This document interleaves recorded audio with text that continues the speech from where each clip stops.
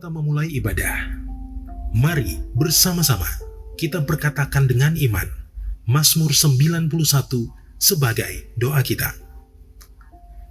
Dalam lindungan Allah, orang yang duduk dalam lindungan yang maha tinggi dan bermalam dalam naungan yang maha kuasa akan berkata kepada Tuhan, tempat perlindunganku dan kubu pertahananku, Allahku yang kupercayai. Sungguh, dialah yang akan melepaskan engkau dari jerat penangkap burung, dari penyakit sampar yang busuk. Dengan kepaknya, ia akan menudungi engkau. Di bawah sayapnya, engkau akan berlindung. Kesetiaannya ialah perisai dan pagar tembok. Engkau tak usah takut terhadap kedahsyatan malam, terhadap panah yang terbang di waktu siang, terhadap penyakit sampar yang berjalan di dalam gelap, terhadap penyakit menular yang mengamuk di waktu petang. Walau 1.000 orang rebah di sisimu dan 10.000 di sebelah kananmu, tetapi itu tidak akan menimpamu. Engkau hanya menontonnya dengan matamu sendiri dan melihat pembalasan terhadap orang-orang fasik. Sebab Tuhan ialah tempat perlindunganmu, yang maha tinggi telah kau buat tempat perteduhanmu. Malapetaka tidak akan menimpa kamu, dan tulah tidak akan mendekat kepada kemahmu. Sebab malaikat-malaikatnya akan diperintahkannya kepadamu untuk menjaga engkau di segala jalanmu. Mereka akan menatang engkau di atas tangannya, supaya kakimu jangan terantuk kepada batu. Singa dan ular tedung akan kau langkahi. Engkau akan menginjak anak singa dan ular naga. Sungguh, hatinya melekat kepadaku, maka aku akan meluputkannya. Aku akan membentenginya, sebab ia mengenal namaku. Bila ia berseru kepadaku, aku akan menjawab. Aku akan menyertai dia dalam kesesakan. Aku akan meluputkannya dan memuliakannya. Dengan panjang umur akan kukenyangkan dia, dan akan kuperlihatkan kepadanya keselamatan daripadaku.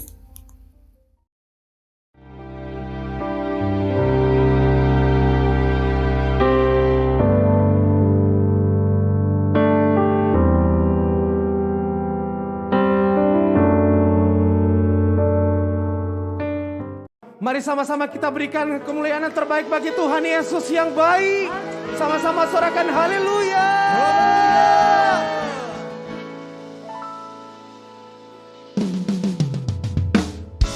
Mari sambil kita bertepuk tangan bagi Tuhan.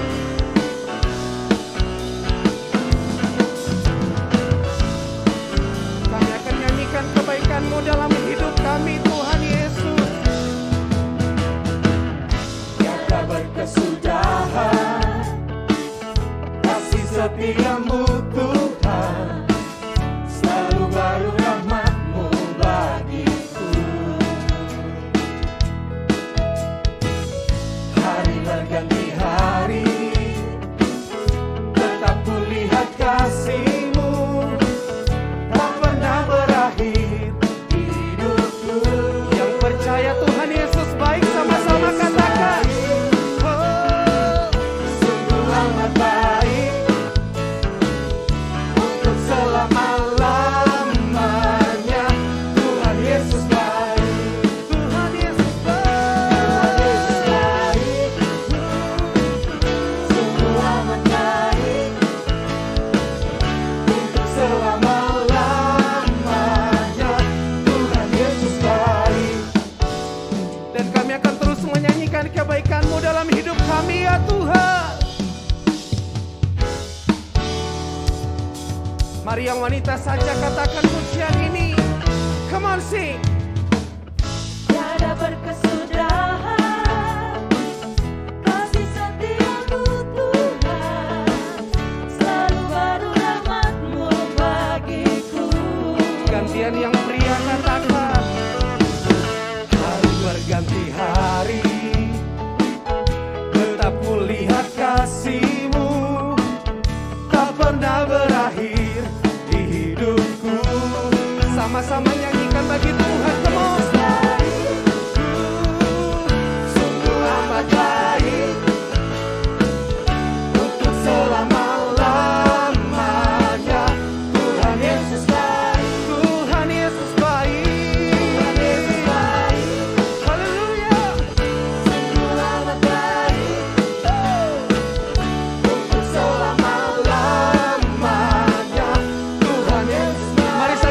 Angkat jempolmu bagi Tuhan, katakan Tuhan Yesus baik. We sing a song for your goodness, Lord. Tuhan Yesus baik. Tuhan Yesus baik. Tak pernah berubah kasih-Mu, kebaikan-Mu ya Tuhan. Tuhan Yesus baik. Yesus baik bagi saya dan saudara. Yang percaya sama-sama katakan amin. Haleluya. Mari sama-sama. Yesus baik bagiku, Yesus baik bagimu, dulu sekarang dan selamanya. Dia sungguh baik. Yesus baik bagiku, Yesus baik bagimu, dulu sekarang dan selamanya. Dia sungguh baik. Tuhan Yesus baik. Sama-sama bergoyang bagi Tuhan. Kasih-Mu, kebaikan-Mu ya Tuhan. Lebih lagi, Tuhan Yesus baik. Sungguh amat baik. Bagi Anda, bagi saudara. Untuk selamanya. Tuhan Yesus baik untuk selama-lamanya. Tuhan Yesus baik. Mari sama-sama kita berikan tepuk tangan buat Tuhan Yesus yang baik sambil sorakan haleluya. Yes, God.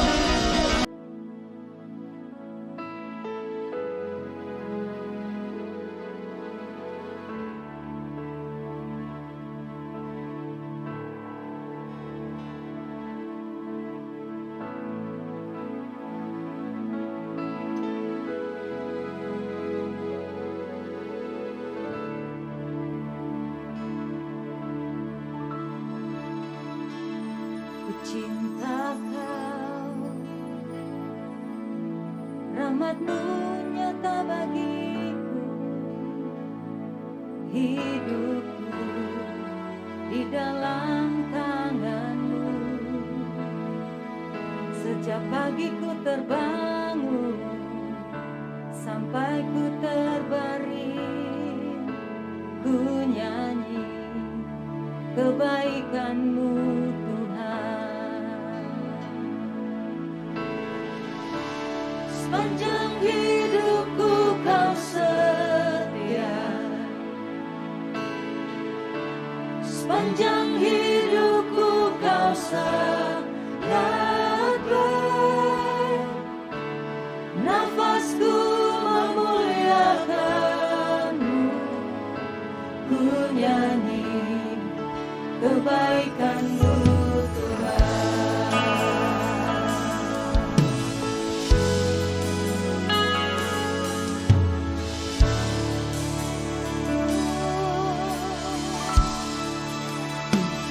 Suara-Mu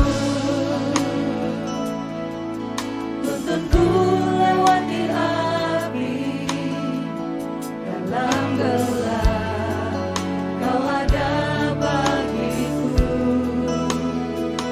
Ku tahu sungguh Kau Bapakku dan sahabatku. Ku saksikan kebaikan-Mu Tuhan.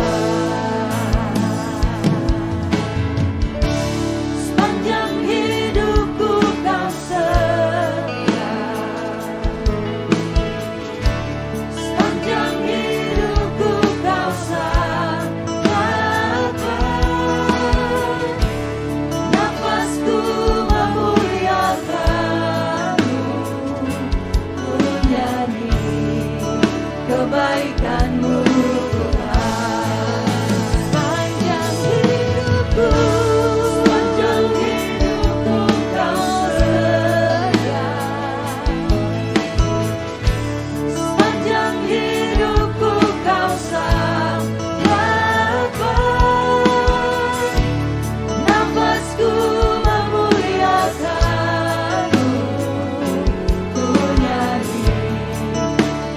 kebaikan-Mu Tuhan.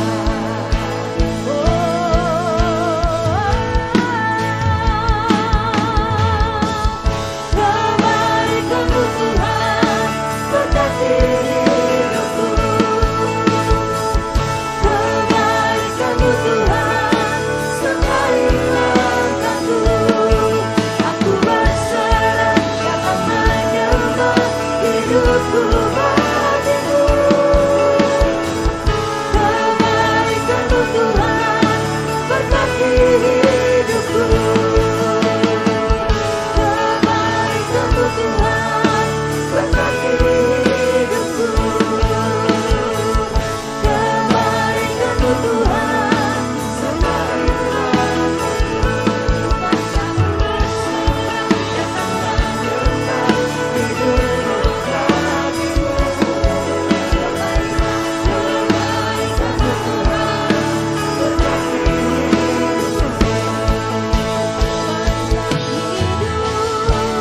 sepanjang hidupku Kau setia, sepanjang hidupku Kau sangat baik.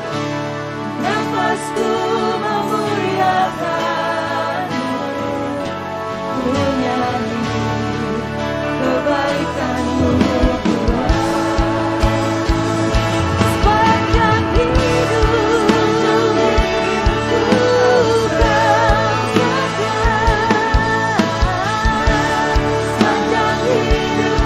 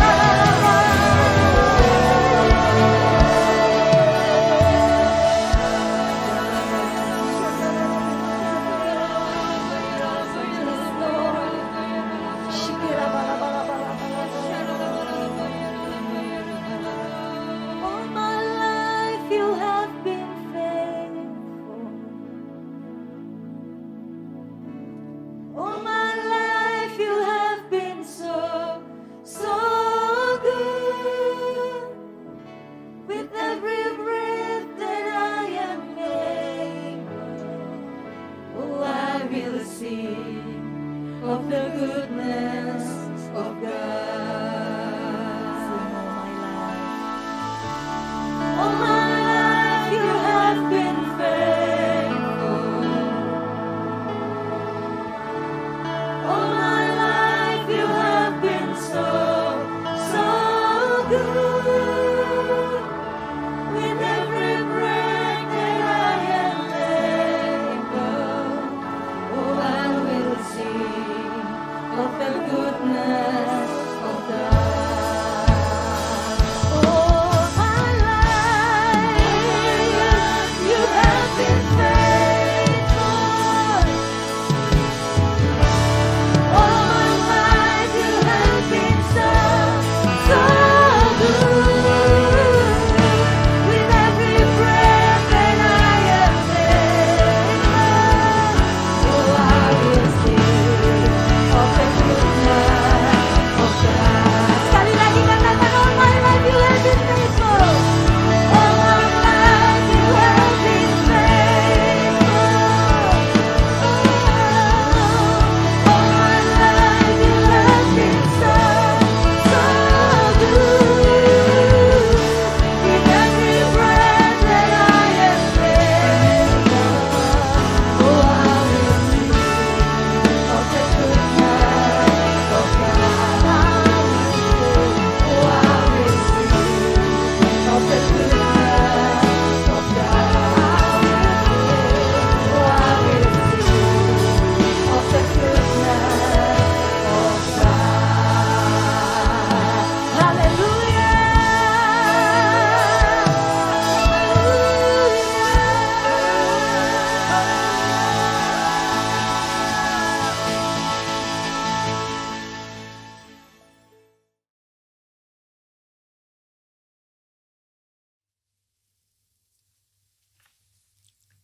Shalom semuanya. Tahun 2022 adalah tahun paradigma yang baru. The year of a new paradigm. Definisi paradigma menurut Kamus Besar Bahasa Indonesia adalah model dan juga kerangka berpikir. Definisi paradigma menurut Westminster Dictionary of Theological Terms adalah contoh, pola, model. Istilah ini sering dipakai untuk menunjukkan cara berpikir dalam teologi ketika bahan-bahan dikumpulkan dan diatur dalam satu pola atau cara tertentu seperti dalam doktrin. Tuhan Yesus memberikan ayat emas untuk tema ini, yaitu Yesaya 43 ayat 18 sampai dengan 21 dan Filipi 3 ayat 13 sampai dengan 14.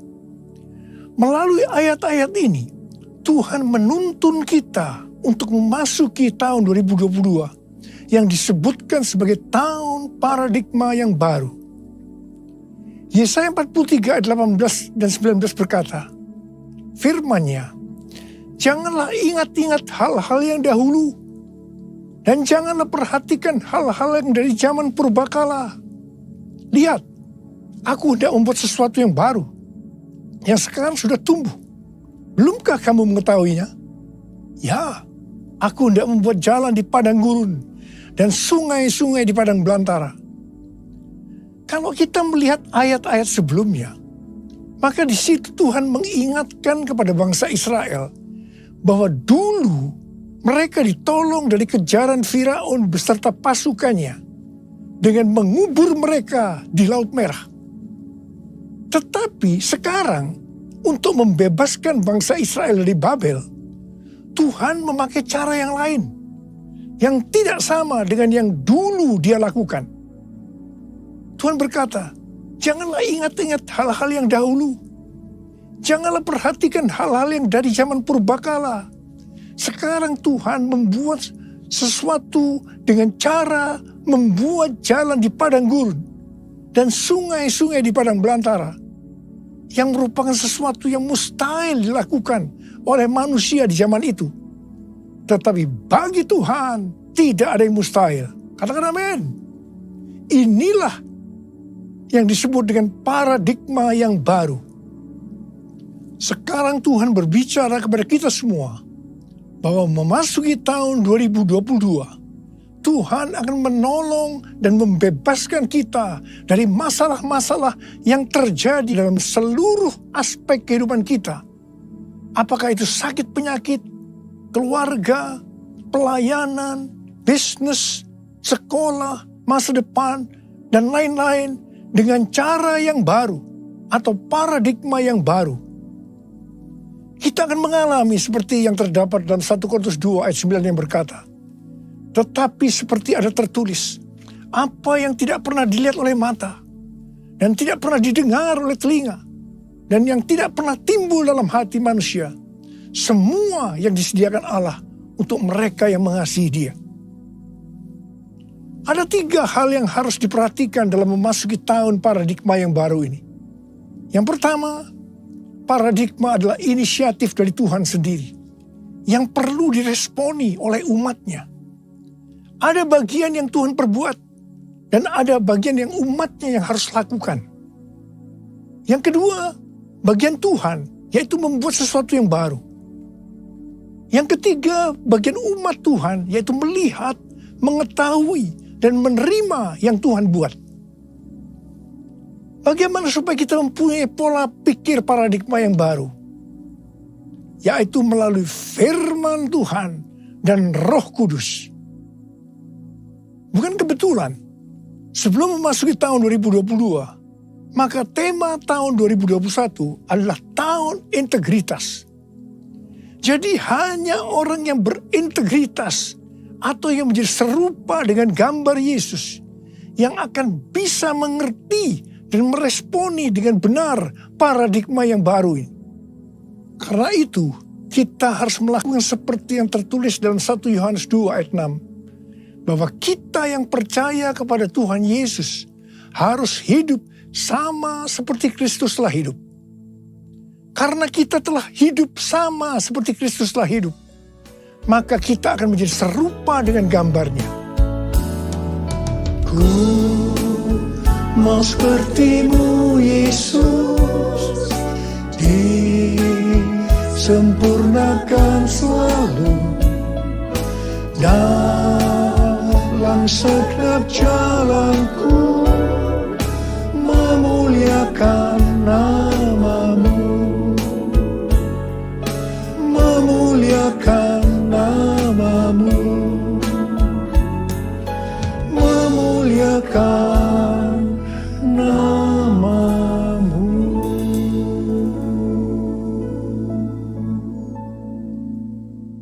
Rasul Paulus mengingatkan kita melalui Filipi 3 ayat 13 dan 14 yang berkata, saudara-saudara, aku sendiri tidak menganggap bahwa aku telah menangkapnya. Tetapi ini yang kulakukan.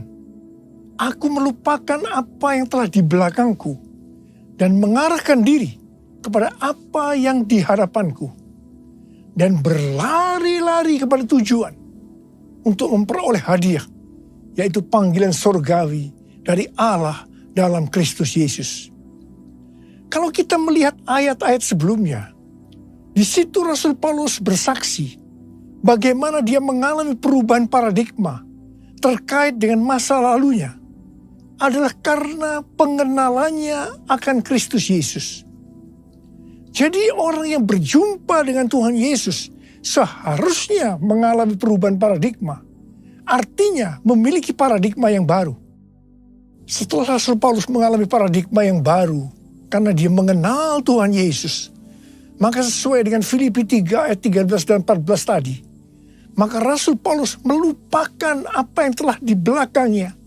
Artinya melupakan apa yang pernah dilakukan dan mengarahkan diri kepada apa yang di hadapannya dan berlari-lari kepada tujuan. Artinya mengejar sekalipun menderita untuk memperoleh hadiah, yaitu panggilan surgawi dari Allah dalam Yesus Kristus. Rasul Paulus mengajak kita dalam Filipi 3 ayat 15 supaya kita juga melakukan seperti itu, yaitu kita harus berlari-lari kepada tujuan. Artinya mengejar sekalipun menderita untuk memperoleh hadiah berupa mahkota. Jadi kita juga harus berpikir, kita tidak hanya masuk surga saja, tetapi masuk surga dengan hadiah berupa mahkota. Yang mau katakan amin? Kalau kita membaca perikop Nabi Hagai pasal 1 sampai dengan pasal 2 ayat 1a, itu adalah ajakan untuk membangun bait suci. Tuhan berfirman melalui Nabi Hagai kepada Zerubabel bin Shealtiel, Bupati Yehuda, dan Yosua bin Yosadak, imam besar, untuk mengajak bangsa Israel membangun bait suci.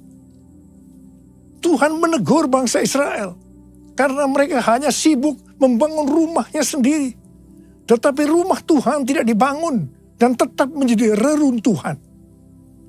Tuhan berkata kepada bangsa Israel, "Karena itu, lihatlah keadaan dirimu. Kamu menabur banyak, tetapi membawa pulang hasil sedikit. Kamu makan, tetapi tidak sampai kenyang. Kamu minum, tetapi tidak sampai puas. Kamu mendapat upah, tetapi tidak pernah cukup. Karena seperti ditaruh dalam pundi-pundi yang berlubang." Yang artinya, kemungkinan banyak pengeluaran yang tidak terduga, seperti sakit, dicuri, ditipu, dirampok, dan lain-lain. Teguran yang sama sekarang Tuhan berikan juga kepada kita. Karena hari-hari ini banyak di antara kita yang sibuk membangun keperluan-keperluan kita secara jasmani. Sedangkan manusia rohani kita tidak dibangun, tidak diperhatikan. Pertanyaannya, bagaimana dengan keadaan saudara? Apakah sama dengan bangsa Israel pada waktu itu? Tuhan berkata kepada bangsa Israel bahwa kalau mereka membangun rumah Tuhan, maka mereka akan diberkati baik secara jasmani maupun rohani. Demikian juga Tuhan berbicara kepada kita. Kalau kita membangun manusia rohani kita, sehingga akan menjadi serupa dengan gambar Yesus, maka Tuhan akan mencurahkan berkat secara jasmani dan rohani. Jadikan aku bait suci-Mu yang kudus dan yang tiada bercela. Jadikan aku mesbah doa-Mu bagi keselamatan bangsaku, bagi keselamatan bangsaku, bagi keselamatan bangsaku. Tuhan mengingatkan kita bahwa paradigma yang lama, yaitu pola pikir duniawi yang berdampak pada kehidupan duniawi, akan berujung kepada kebinasaan. Karena itu, miliki dan hidupi paradigma yang baru, sehingga kita akan menjadi serupa dengan gambar Yesus. Kita akan menjadi orang yang berintegritas. Kita akan menjadi orang yang mencari dan memikirkan perkara-perkara yang di atas, bukan yang di bumi. Sehingga pada saat Tuhan Yesus menjemput kita gerejanya, kita akan ikut dalam pengangkatan dan masuk surga dan akan bersama-sama dengan Tuhan Yesus selama-lamanya. Kembali kepada ayat emas yang Tuhan berikan kepada kita dalam Yesaya 43 ayat 21 yang berkata, "Umat yang telah kubentuk bagiku akan memberitakan kemasyuranku." Tuhan akan menolong kita dalam seluruh aspek kehidupan kita untuk memasuki tahun 2022 dengan paradigma yang baru. Karena kita adalah umat Tuhan. Dan kita diminta untuk memberitakan kemasyuran Tuhan. Kita harus menyelesaikan amanat agung dalam era Pentakosta ketiga ini. Yang mau katakan amin? 1 Petrus 2 ayat 9 berkata, "Tetapi kamulah bangsa yang terpilih, imamat yang rajani, bangsa yang kudus, umat kepunyaan Allah sendiri, supaya kamu memberitakan perbuatan-perbuatan yang besar dari Dia, yang telah memanggil kamu keluar dari kegelapan kepada terangnya yang ajaib." Ingat, tugas utama kita adalah memberitakan perbuatan-perbuatan yang besar dari Dia. Tugas kita untuk menyelesaikan atau menuntaskan amanat agung. Kamulah bangsa yang terpilih, imamat rajani, bangsa yang kudus, umat kepunyaan Allah, untuk memberitakan perbuatannya yang memanggil engkau dari gelap pada terangnya yang ajaib. Arti imamat yang rajani adalah yang pertama, imam kepunyaan raja atau imam yang melayani raja. Jadi kita melalui Tuhan Yesus Kristus sudah menjadi imam di hadapan Allah. Yang artinya kita melayani Dia, Raja di atas segala raja, untuk taat kepada segala perintahnya, untuk menyenangkan hatinya. Dan arti yang kedua dari imamat yang rajani adalah status kita sebagai imam dan raja, sesuai dengan Wahyu 5 ayat 10 yang berkata, dan engkau telah membuat mereka menjadi suatu kerajaan dan menjadi imam-imam bagi Allah kita, dan mereka akan memerintah sebagai raja di bumi. Semua ini terjadi karena sesuai dengan Wahyu 5 ayat 9 yang berkata bahwa kita sudah dibeli dengan darah Yesus. Pertanyaannya, dibeli dari siapa? Sesuai dengan Kisah Para Rasul 26 ayat 18, bahwa sebelum kita percaya kepada Tuhan Yesus, kita di bawah kuasa iblis.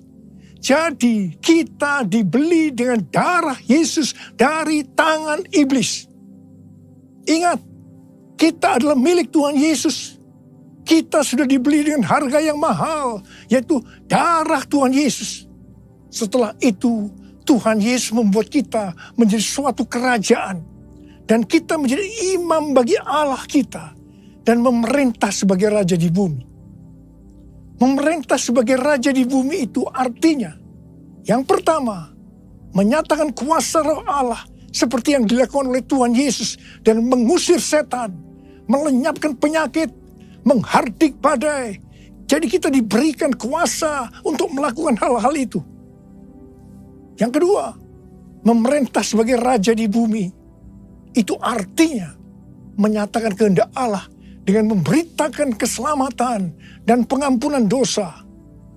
Matius 16 ayat 19 berkata, kepadamu akan kuberikan kunci kerajaan sorga.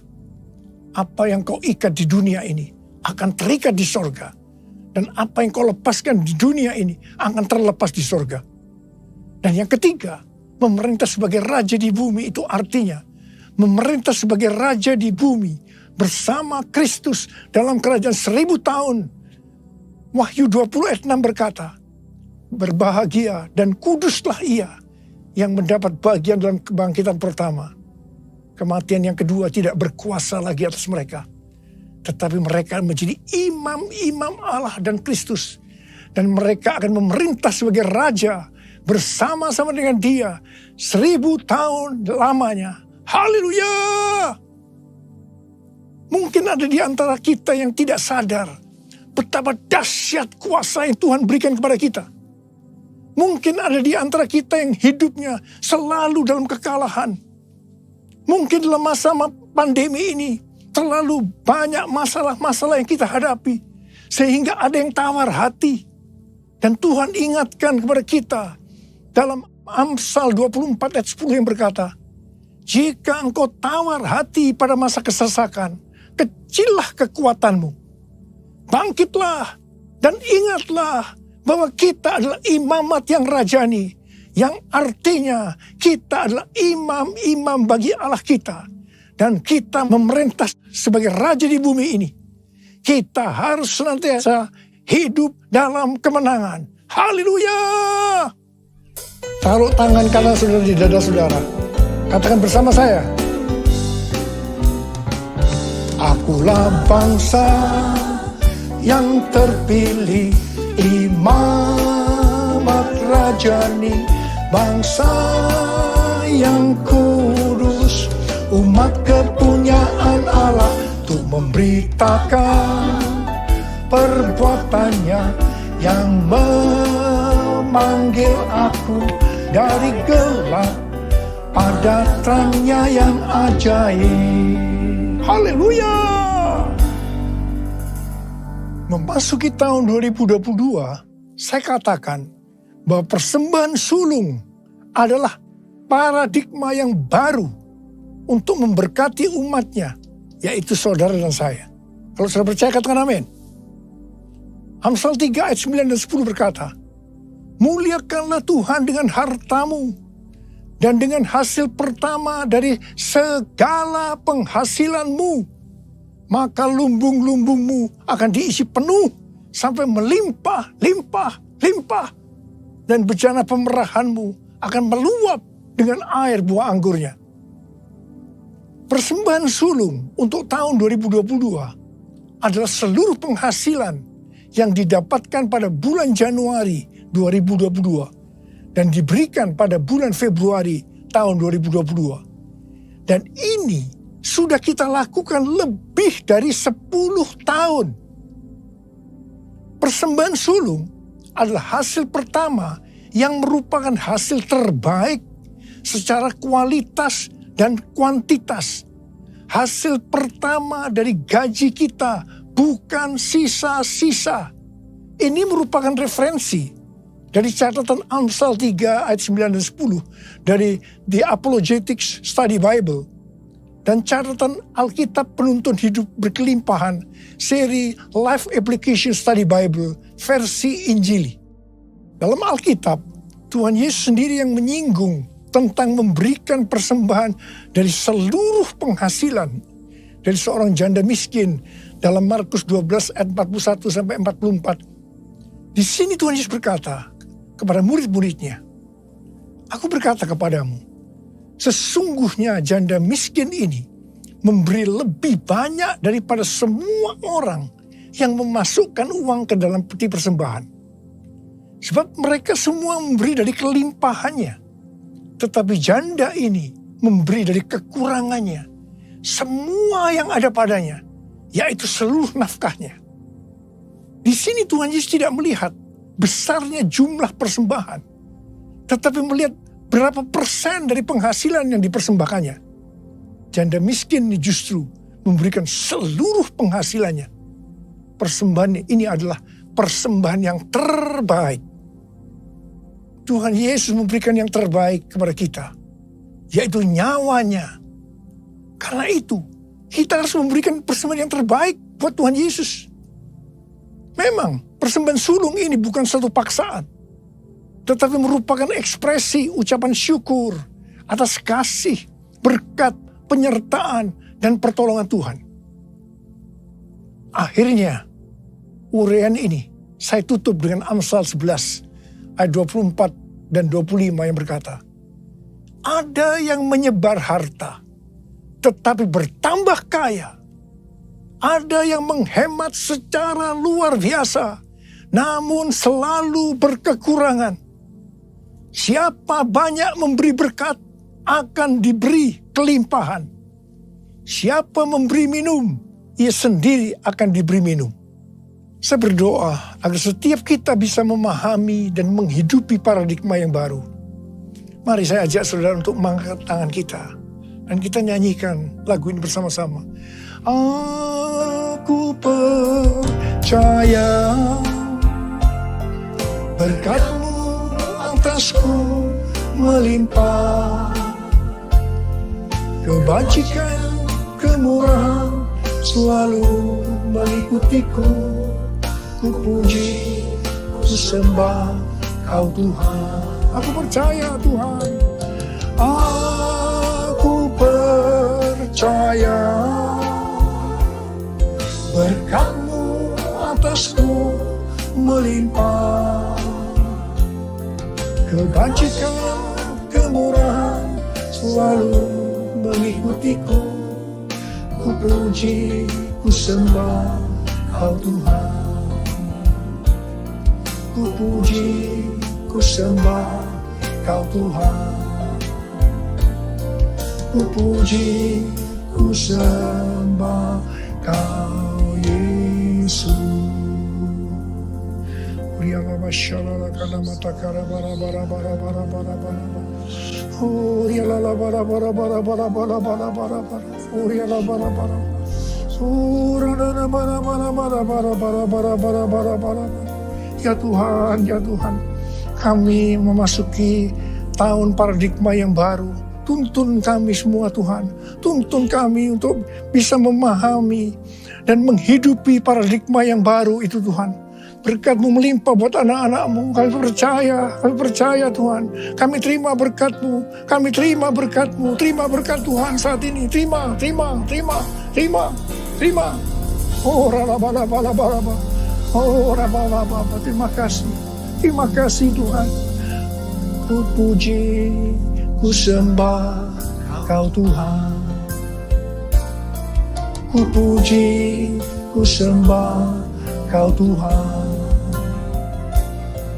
Ku puji, ku sembah Kau Yesus.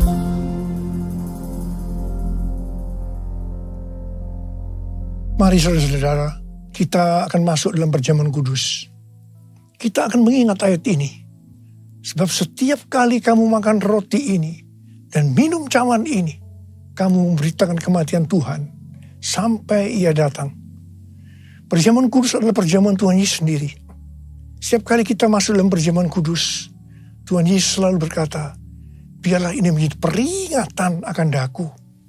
Karena itu mari arahkan hati kita kepada Tuhan, kepada kebaikan Tuhan Yesus. Supaya kita lebih mengasihi Tuhan Yesus. Supaya kita lebih mengasihi satu dengan yang lain. Mari tundukkan kepala. Bapa, siapakah kami sebelum kami mengenal Engkau? Kami semua orang berdosa. Upah dosa adalah maut, mati. Tapi Engkau yang tidak berdosa telah dijadikan dosa oleh karena kami. Engkau harus turun dari sorga mulia, menjelma menjadi manusia, dan mati ganti kami dengan penderitaan yang luar biasa. Sungguh kalau kami pikirkan, ya Tuhan, betapa baiknya Engkau itu. Engkau jadikan kami sebagai anak-anak-Mu. Engkau tuntun, Engkau bela, Engkau lindungi, Engkau berkati kami. Engkau sembuhkan kami. Engkau juga tegur kalau kami berbuat salah. Itu Engkau ya Aba. Itu Engkau ya Aba. Saudara, Tuhan Yesus akan memberkati kita melalui perjamuan kudus. Tapi Tuhan mau kita makan dan minum dengan cara yang benar. Mari, setiap kita introspeksi. Lihat keadaan diri masing-masing. Jangan menyimpan dosa. Kalau Tuhan ingatkan ada dosa yang harus kita selesaikan saat ini, langsung kita minta ampun. Ampuni kami Tuhan. Ampuni ya Tuhan. Ampuni. Tuhan, ampuni kami semua. Ampuni kami semua ya Tuhan, ampuni. Terima kasih ya Bapa. Kami akan masuk dalam perjamuan kudus dengan hati yang penuh ucapan syukur. Dalam nama Yesus kami berdoa. Amin. Sekarang mari saya ajak saudara untuk mengangkat roti di tangan kanan kita tinggi-tinggi. Sebab apa yang telah kuteruskan kepadamu telah aku terima dari Tuhan. Yaitu bahwa Tuhan Yesus pada malam waktu ini diserahkan mengambil roti. Dan sesudah itu ia mengucap syukur atasnya. Ia memecah-mecahkannya dan berkata, inilah tubuhku yang diserahkan bagi kamu. Perbuatlah ini menjadi peringatan akan aku. Saudara kasih Tuhan, bukankah roti yang kita pecah-pecahkan ini adalah persekutuan kita dengan tubuh Kristus? Mari kita makan dalam nama Yesus.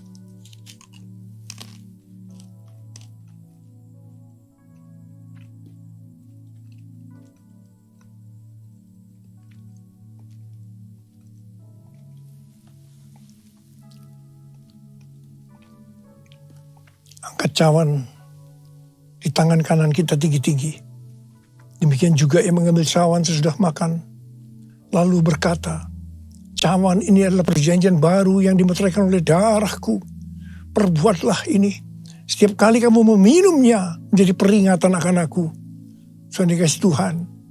Bukan cawan pengucapan syukur. Yang atasnya kita ucapkan syukur. Adalah persekutuan kita dengan darah Yesus.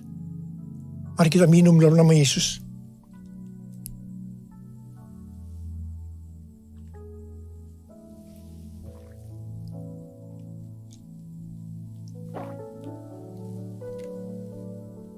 Mari kita angkat tangan kita, ucapkan syukur. Dengan suara, jangan diam. Ucapkan terima kasih, ucapkan syukur. Ya Tuhan, terima kasih. Kami bersyukur ya Tuhan, kami bersyukur. Oh raraba ya raraba shandera gana malabaram. Oh terima kasih buat kebaikan-Mu ya Tuhan. Oh raraba bara bara bara bara bara bara bara. Tuhan terima kasih. Terima kasih ya Aba, terima kasih Kau melihat anak-anak-Mu. Mereka sedang membutuhkan Tuhan hari-hari ini Tuhan. Hari-hari di tengah Omikron yang mulai mengganas di Indonesia. Hamba-Mu akan perkatakan, hai Omikron, dalam nama Yesus diam, tenanglah. Diam, tenanglah. Diam, tenanglah. Bapa, Engkau memberikan anak-anak-Mu sehat. Tidak terpapar ya Tuhan. Berkati anak-anak-Mu. Tidak ada yang berkekurangan. Semua dicukupkan. Malah berkelimpahan dalam berbagai kebajikan. Tuhan terima kasih. Terima kesembuhan. Terima berkat Tuhan. Terima.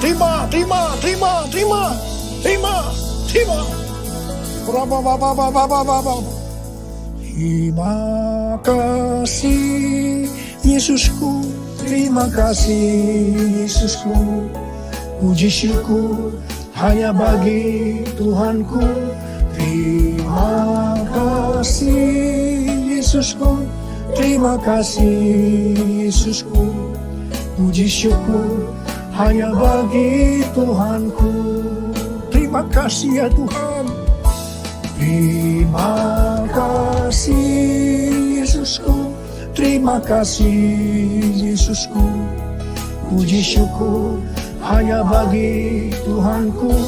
Terima kasih Yesusku. Terima kasih Yesusku. Puji syukur hanya bagi Tuhanku. Puji syukur hanya bagi Tuhanku. Puji syukur hanya bagi Tuhanku.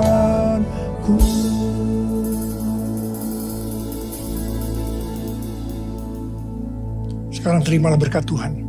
Kasih karunia berlimpah-limpah daripada Allah Bapa dalam Anak yang tunggal Yesus Kristus. Persekutuan yang manis dengan Roh Kudus menyertai saudara sekalian mulai hari ini. Sampai Tuhan Yesus datang menjemput kita di awan-awan dan bahkan sampai selama-lamanya. Yang percaya bersama-sama katakan, Amin.